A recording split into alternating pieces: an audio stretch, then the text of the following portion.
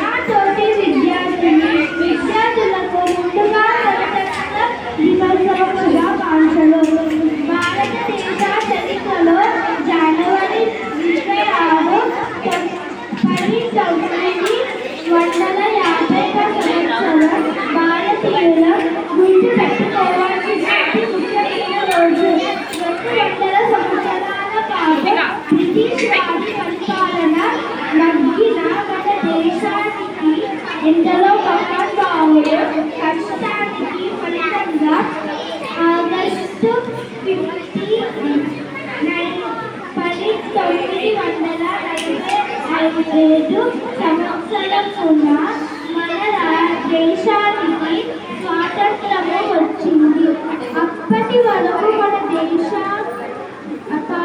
పరిపాలన విధానం పూర్తిగా బ్రిటిష్ జరిగింది.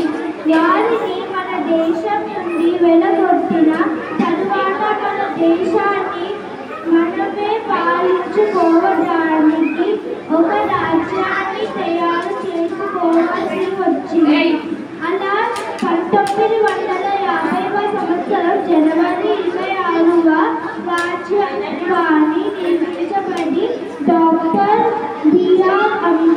డాక్టర్ బాబు రాజేంద్ర ప్రసాద్ గారు మొట్టమొదటి రాష్ట్రపతి భారతదేశం పూర్తి గణతంత్ర దేశంగా రూపుదిద్దుకున్నది. ఆ రోజు నుండి భారతదేశం పూర్తిగా ప్రజాప్రభుత్వం, ప్రభుత్వమే ప్రజా అని అర్థం. 1945 ఆగస్టు 29వ డాక్టర్ బిఆర్ అంబేద్కర్ గారు చైర్మన్ రాజ్యాంగం ముసాయిదా కమిటీ ఏర్పాటు అయినది. అనేక సంవత్సరాల అనంతరం 1944 భారత రాజ్యాంగ పరిషత్తు ఆమోదించింది.